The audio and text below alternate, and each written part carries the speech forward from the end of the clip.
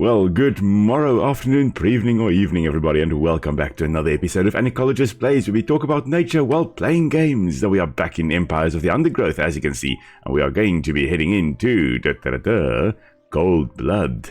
And for this one, we are back as the red imported fire ants. The RIFAs are back. So again, on medium difficulty, this time around, we are doing it with the challenge mode on, and goodness me, apparently there are some very, very interesting challenge creatures coming our way, so let's see whether we can survive them.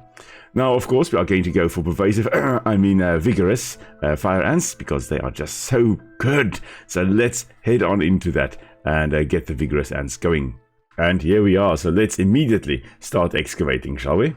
This Solenopsis invicta fire ant queen has landed on the edge of a swamp. She may be far from her native habitat, but the fire ants are well known for their ability to adapt. Competition for food will be fierce. She will need to raise an army quickly to compete with the local predators. Yes, alright, so speed is the name of the game. We are going to excavate a food storage chamber right over here. There should be enough for now. And our first worker group will be coming right over there. We're just going to grab our first bunch of food, get some more workers to help around the nest, and then it will be time to get some soldiers. Of course, initially, as a colony actually starts, in real life now, you will have a lot of workers initially being present because their main thing is to get enough food in order to survive, because it's pointless. You arrive in an area, you've got a whole bunch of soldiers but not a lot of workers, which are obviously less expensive to produce because, well, they are tiny. In species where there are these castes present, they are much smaller than your soldier type workers, your larger, your major workers, so as a result they're much cheaper to produce. When a colony starts, they are going to have a lot of workers, and then later on they will start getting a lot of soldiers going. Now, I may have just had a bit of an oopsie because, well, I've got a soldier ant here, but not enough to actually go and take out the larvae over there. So we're just going to dig out. The colony lies in the shadow of a great titan to the north, an American bullfrog. This large female has found the perfect spot to feed. Sheltered by foliage, there she is. Many wandering insects and smaller amphibians, she has no reason to move on. Eventually she will need to be displaced, but for now, the fire ants have more pressing business to attend to. Many of the milkweed plants grown nearby are infested with aphids. Their honeydew excretions present an ideal, energy-rich food source for the fire ants. Aphids far from the nest are vulnerable, however, and are sometimes relocated closer to home, where they can be better protected from predators and thieves. Alright, so we'll have a look at all that in a moment, but here we go. We've got our first larvae we are digging up. The ants have uncovered a group of checkered beetle larvae. The ponds surrounding the nest are perfect hunting grounds for fishing spiders. They have keen eyesight and can skip across the water to quickly chase down unsuspecting prey wandering too close to the edge. Somewhere there are spiders. Alright, so that's the challenge creature for these missions, the fishing spiders. Oh my goodness me. Okay, so somewhere they are going to be. Okay, now what we are going to do is we're just quickly going to get 2 more soldiers here.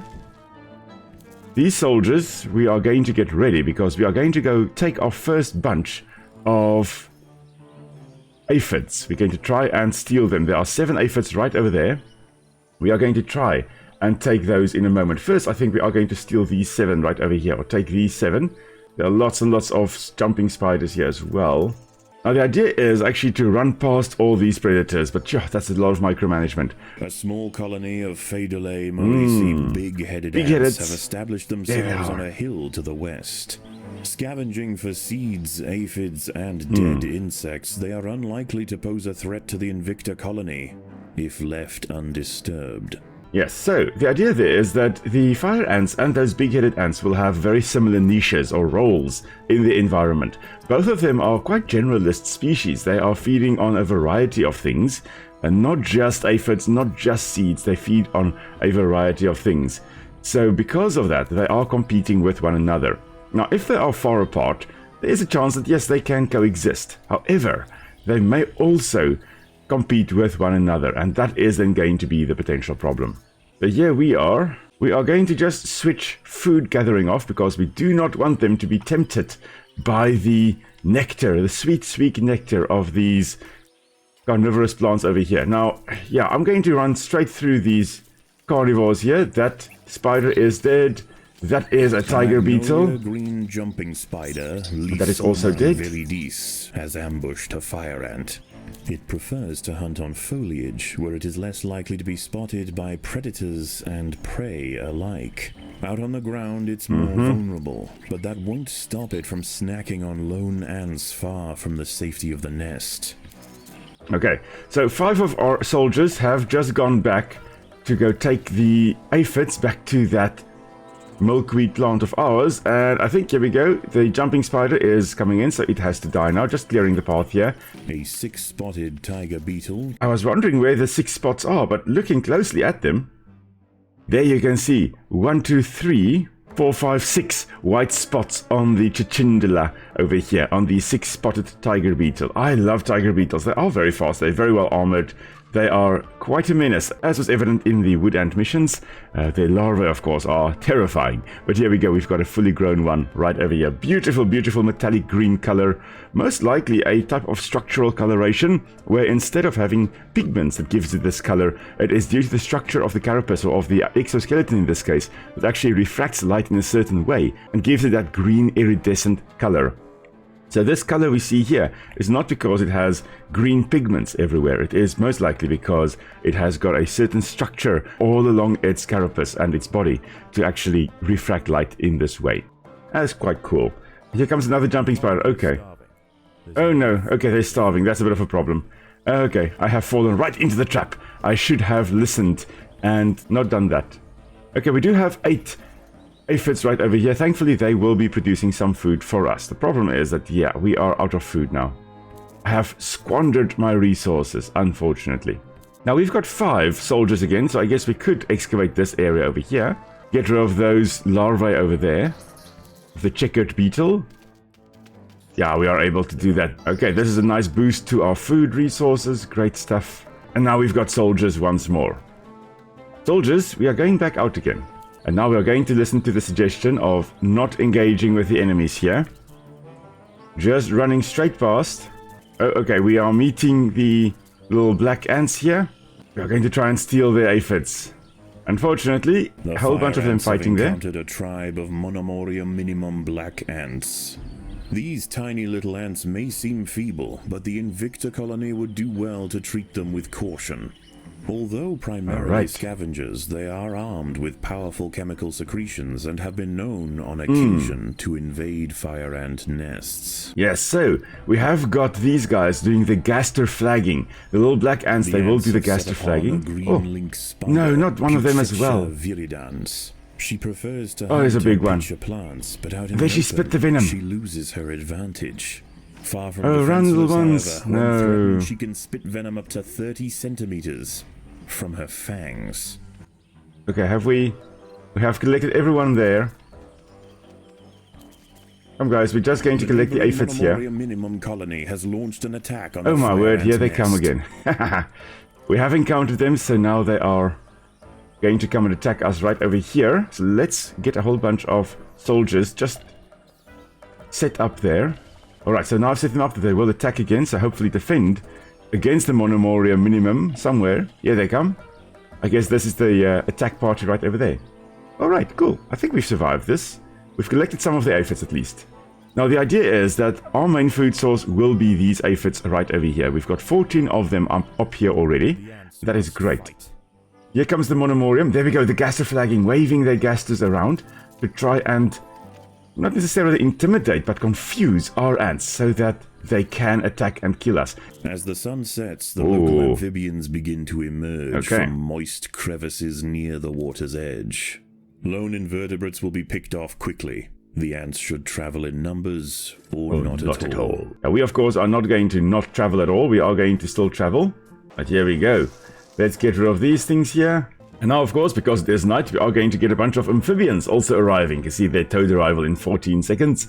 And yeah, we've got to defend against them. I don't think they are going to really attack us in the nest here. Not on the first night, at least. Later on, yes, but not yet. Let's see, can we see there's a salamander there? Oh, there's the fishing spider!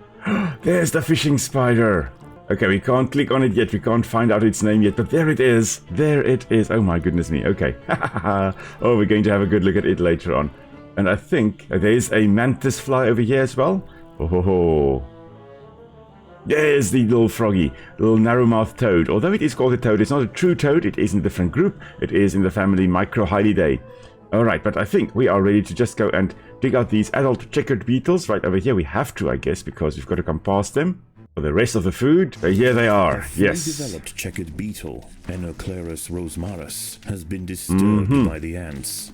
It has the same ravenous appetite and slicing jaws as its juvenile counterpart. Okay, one down and paired with thick two down. armor plates, it represents a far greater danger to the colony. So really, really well armored, those Ecologist. The toad has burrowed into the nest. Oh, here it is, here it is. Okay, okay, okay, Really oopsie, small for a oopsie, toad, But its oopsie. appetite for ants is insatiable. I did not realize it is Secretions right from here. its skin burn any that manage to escape its projectile tongue. So it is a poisonous type of, well, semi-poisonous species, not like you're going to die from it, but it has got secretions all along its skin, and of course now it is dead, so yeah, just food delivery right here to the burrow. But it will have glands all across its skin, which will secrete the poison, so that is actually great for it. A nice way of defending itself, a little of chemical defense there. Okay, we're just going to quickly come through and gather a lot of food here so that we can get our second batch of soldiers done. Now, next up, we are going to have to raid the aphids of these big-headed ants. So that is going to be a bit more challenging, and we are then going to have to try and fight them, I guess. And then we have to also defend against their raids back to our colony. They are most likely going to come for our aphids here and try to take those. All right, let's see, our food stores is full. You know, that's actually brilliant. So let's increase our food stores here. All right, so dawn is here again. We are just going to actually set up a bit of a protection against those Monomorium minimum ants, so that when we do our other things with our main groups of soldiers, we've got a group of soldiers at least defending. So that'll be these guys. And then we're also going to set up a group of defensive soldiers for the aphids. Okay, main soldier group, you guys are coming here. Group 5, you are just, I guess, protecting the aphids for now. Do not collect food, just protect. If there is a raid coming from the Monomorium ants, we will protect against them. So yeah, the gaster flagging that we observed there with the Monomorium ants, you know, where they raise the abdomen and to secrete some kind of foul compound, that is a mechanism we find in a variety of ants. I've actually got a little video of a bunch of chromatogaster, of harvester ants, of cocktail ants, raising their gaster and actually doing that gaster flagging as well, pumping out secretions into the air to try and, well, in that case, scare me away. Didn't work. I still looked at them. I still videotaped them, but they were trying to intimidate me to go away. They're small, these guys, but they are amazing at what they do and very well adapted for survival in the environment, even though we have got a bunch of red imported fire ants invading their territory. All right, so here we go. Soldiers, we are going to do our best. We're not going to gather food because we do not want you going for these yellow pitcher plants, the Sarracenia flava. Flava means yellow, which for me is quite cool because in Afrikaans we call custard fla. And well, custard is yellow. All right, so let's go this way, guys. We're going to go steal some aphids right over there. Probably going to fight these guys in the process. Yes, indeed. Okay. Now we're going to have a response coming from them. Ants have met in their first skirmish. Sensing the new danger, the morrisii colony responds by awakening ancestral super soldier genes in selected brood, feeding them until their heads are engorged with muscle. And that is very cool. So yes, there are some... don't go there, don't go there. Okay, fine. Destroy this checkered beetle because it is going to destroy us. So let's get rid of it in the process.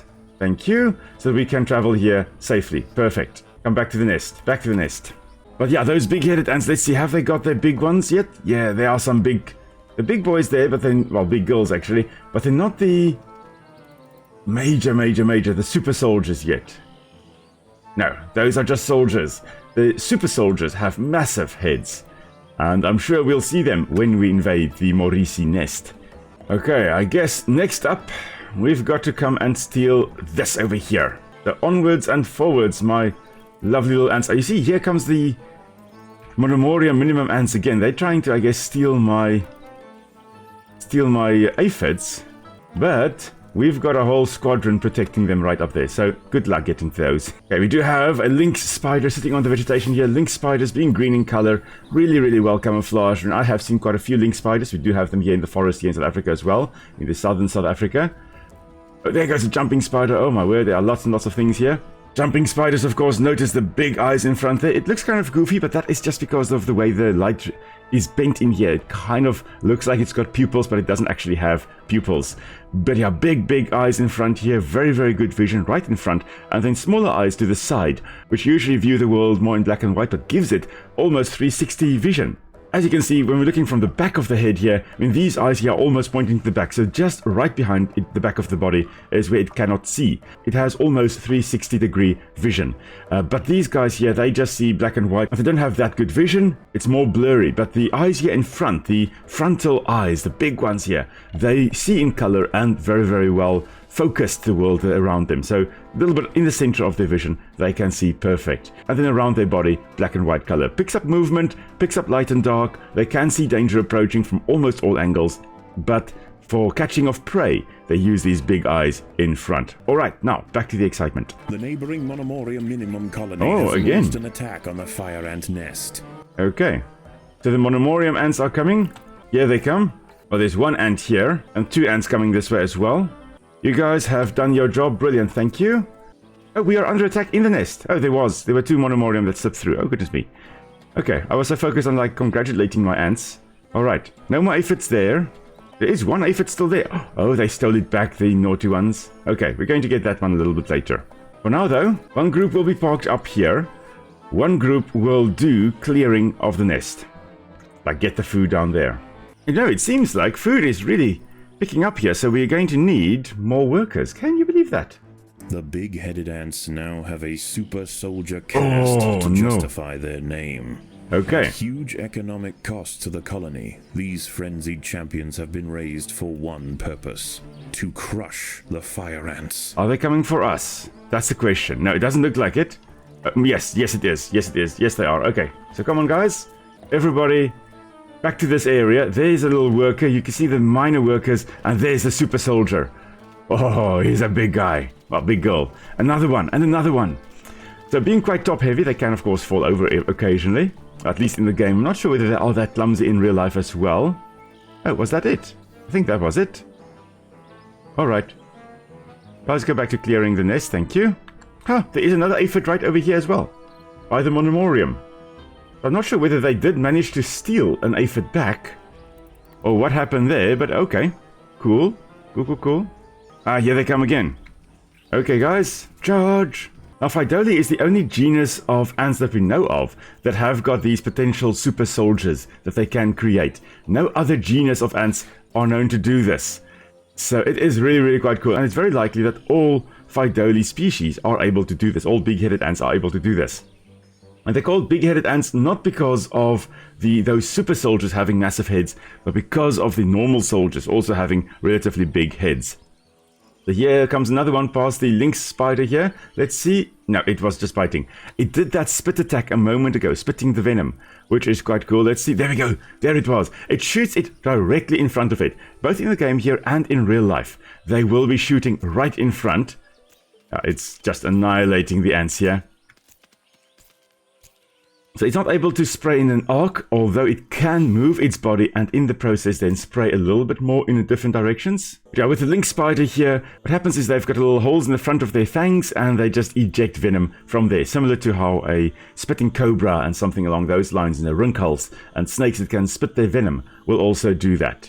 Now I do want to build up my army a bit, and once I have done that, I am definitely going to go and attack the Monomorium ants. I think I'll attack them first, raid their nest first, and then after that I will go for the big-headed ants. So here comes a toad digging around. It could potentially get to here and come into the nest. Technically this frog is already in the nest. We're just going to protect the queen. This is where the vital protection is. Because here comes a narrow-mouthed toad. Eastern narrow-mouthed toad or eastern narrow-mouthed frog. Here it comes. And it is going to be dead soon. And there's another one coming through there. Okay, so the food stores are apparently full as well. We're just going to protect against this guy over here. And then we are going to make some more soldiers, I guess. Here comes another one. Yeah, I think that was the last toad coming into the nest, at least for now. So we can continue collecting food. And now we can get to work upgrading our ants. So I think this group I'm going to upgrade first. They're going to be the main attack force. They, along with one or two of the other groups, they're going to be attacking the Monomorium ants shortly. So let's get them nice and strong. If the fire ants are to stand any chance of establishing a long-lasting empire, they must grow quickly. Yeah, so we are going to grow quickly, Mr. Narrator, by getting these guys upgraded to tier 3. Because that means we're going to get 2 fire ants per brood tile, which is just going to be perfect. Now there is a nice pine cone right up here. Now there are a few predators around, but we've got a very, very nice strong army coming along here. So we're going to be using that group to at least get to it, take it, and then run back to the nest. Because, well, we've basically cleared the underground area, so we may as well go for a nice food source right up here. Oh, wow, look at that little jumping spider. They're just cleaning their fangs there. Yeah, we noticed you. Okay, there we go. Off he went.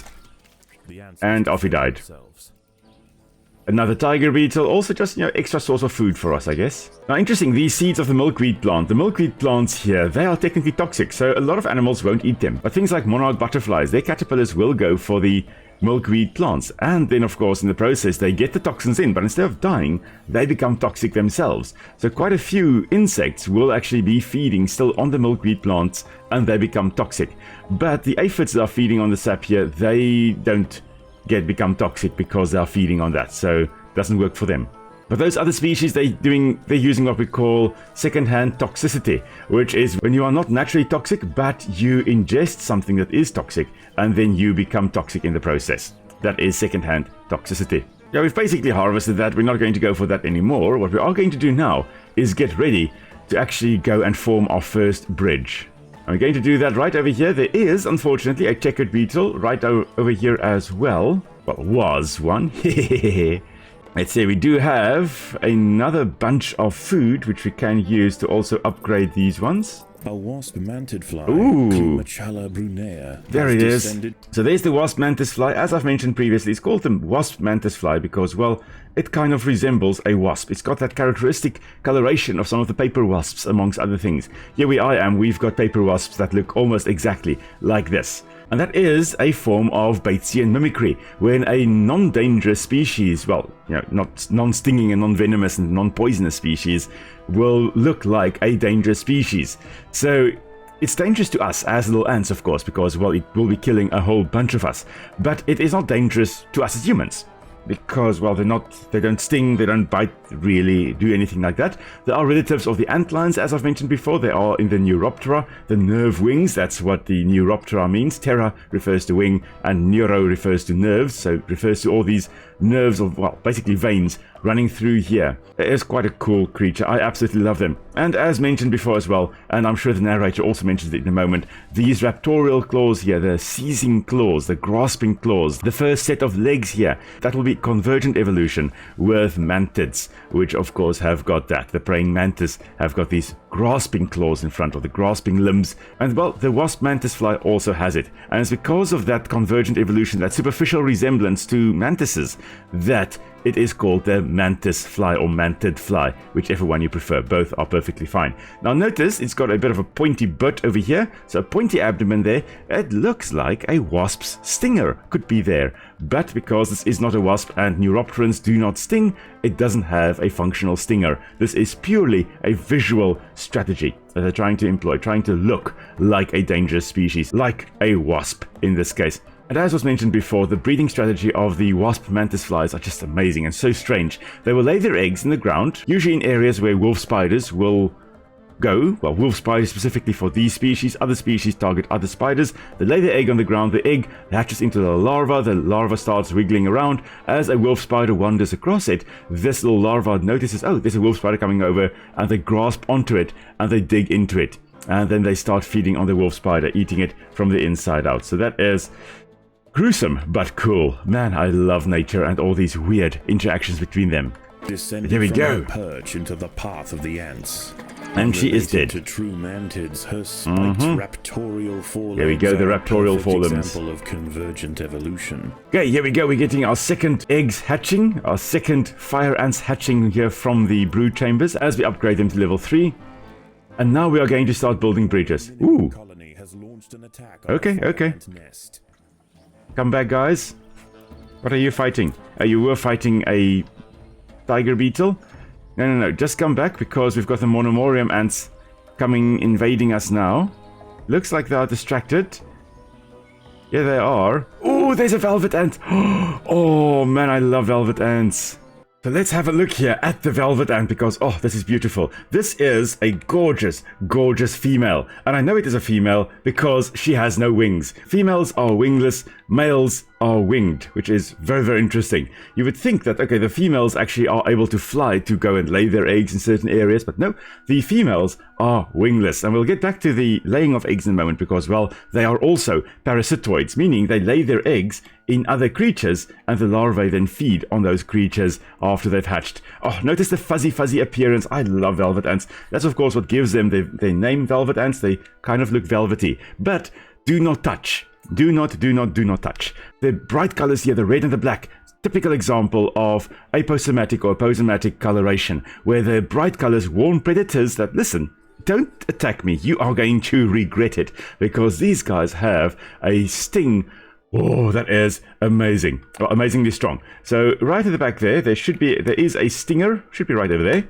And apparently these guys, the sting, ranks as a 3 out of 4 on Schmidt's Sting Pain Index, which is horrible. It is just under bullet ants and things like that. Now I have, as I've mentioned before, and I will always mention, I have held one of these in my hands, as you can see there, and it did not sting me, obviously not. But only afterwards I realized, oh, these guys, I knew they were wasps, I knew velvet ants were wasps, and I held that one, and I knew they could sting. But I figured, oh, it's not that bad. Only afterwards I realized, oh, apparently these stings are horrible. But yeah, I haven't been stung, don't intend to be stung by it, but I have held one in my hands. They are usually actually quite chill. They would prefer to warn you rather than just sting you, and these guys can make sound. The females, they will be making the sound by rapidly vibrating these segments of the body. These abdomen segments, they will rapidly vibrate against one another, and that produces a sound. We call that stridulation. Stridulation, of course, like crickets, they will also stridulate. They will move their legs against their body to give a sound, or mole crickets will move their wings against one another to produce the sound. In this case, it's different from all that because they are actually moving body parts against one another to produce the sound. They're stridulating using their body segments, their abdomen segments. And in the female, that is another warning to warn predators, listen, stay away, do not come and bite me. You are going to seriously regret that. As was mentioned, the males of this species have wings, whereas the females, like this one over here, are wingless. They can't fly, they're flightless. And my initial thought, and maybe yours as well, was that, okay, maybe then the males are teeny tiny little ones. But it turns out, no, the males are about the size of the females. And when they have found a female, either by detecting her pheromones or by hearing her stridulate, they will go to her, and the males will pick the females up and they will fly off to an area to actually then mate. Once they have mated, the female, of course, will have, her eggs ready to be laid. And now she goes and she parasitizes something. And this is where it gets really, really strange and really, really awesome. This species is a parasitoid, meaning that the females lay their eggs in the body of another organism and the eggs hatch into larvae which then feed on that other organism while that organism is alive.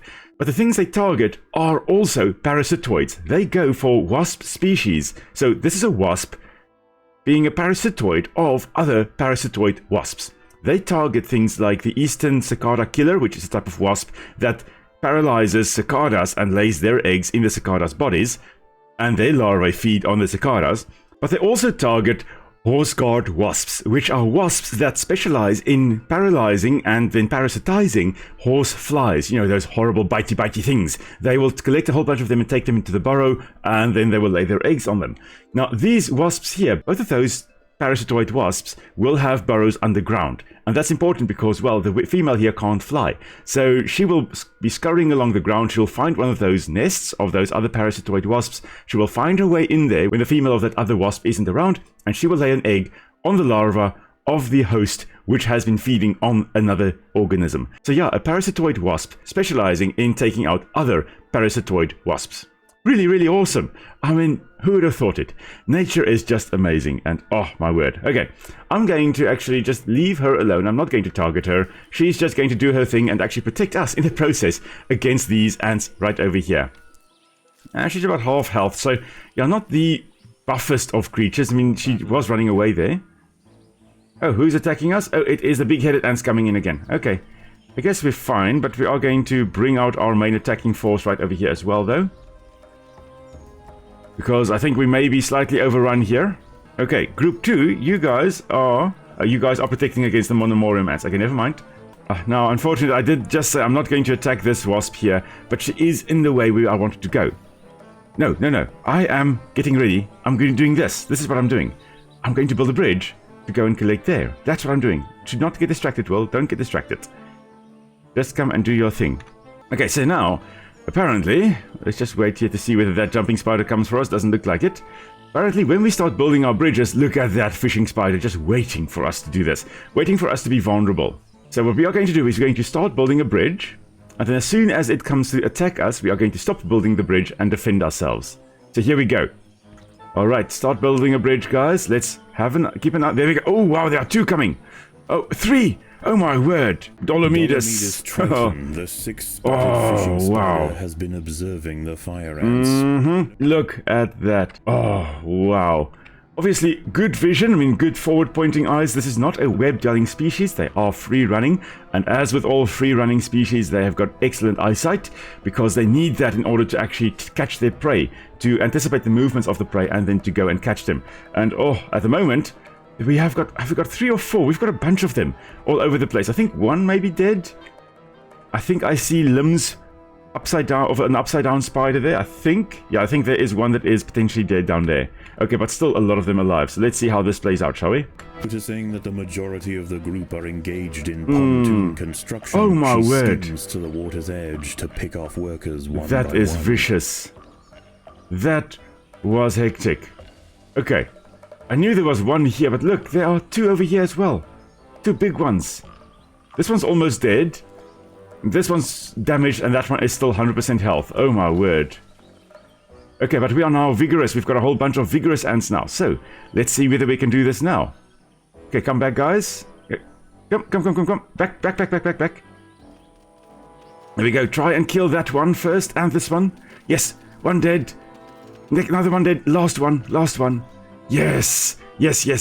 Now, let's go grab those aphids right over there. Alright, so let's quickly talk about the fishing spiders, because here they are. Alright, so unlike the diving bell spider that we encountered in Grounded, these guys are not 100% aquatic. They are what we call semi-aquatic. So they will be hanging around the edges of the lakes. They can move, as you can see here, and as we saw a moment ago, they can move on the water because they don't break the surface tension of the water. So they can run and scurry across it. But they can also dive up to 18 centimeters into the water, so about 7.1 inches, I believe it is. They can dive into the water to capture prey, like tadpoles and small fish. And they can catch prey much larger than themselves. And of course, they will inject venom with these nice strong fangs over there to immobilize their prey. Now, usually what they will do is they will sit next to the water with their 2 frontal legs in the water. They can also sit with their entire body over here, but with the 2 frontal legs, they will sense movement in the water, trying to detect a fish or a little tadpole or something swimming close to the surface, or an insect that got trapped in the water, fell into the water, got stuck. And that's, of course, what happened there when we were building our bridge. They were sensing the movement of our ants actually building the bridge, and they were running in to try and grab us. So, yeah, brilliant that. And then, of course, they immobilize the prey and they eat it. And they will be found all along lakes, wetlands, any area where there's either standing water or very slow moving water. That's where you will find them.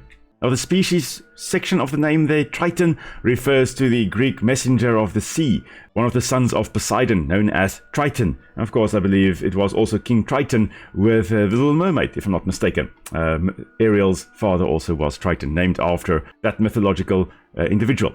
Alright, so this is the fishing spider, the 6-spotted fishing spider. Absolutely beautiful creatures, although they did just terrorize us when we were building our bridge. However, we have successfully built a bridge and we have gotten everything over there. We're just going to now come back to this section and then hopefully ignore that one there. Oh, that velvet ant may be coming to us. We're just going to take all the food we can grab here and run back to the nest, but we are under attack here. We've defended against them, that's fine. Here comes another bunch of super soldiers of the big-headed ants. Oh, that was a poor, unfortunate timing for it to fall over onto its head. We're just going to come back here to this side. Because, well, we've got to defend against the Pheidole morrisii ants right over here. Who are being real pain in the abdomens over here. Real pain in the gasters.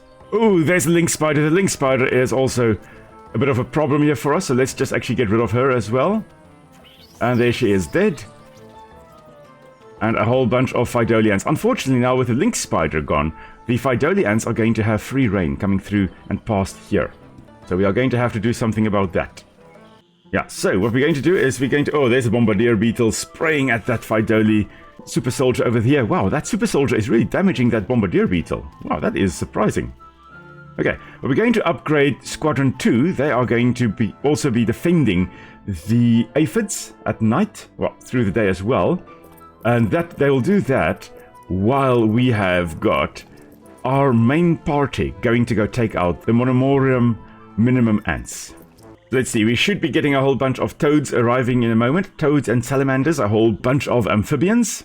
Now, there are, of course, a whole bunch of big caterpillars up here, but I'm not going to go for them because look at that. The whole bunch, 2 big Venus flytraps over here as well. And, of course, our ants are going to be tempted to run onto the leaves and get trapped by them. Notice those little hairs all along there? Now, those are the trigger hairs that will result in chemical impulses in the leaves and resulting in the leaves closing. Now, what we are going to do, though, is we're just going to bring Group 3 back to the nest just to protect against invasion by the amphibians. Because they are going to be coming now. There's one right over here. Basically, oh, another one over there.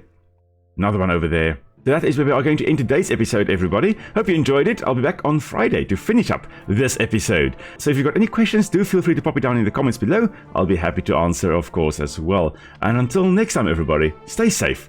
I'll see you all soon. Bye.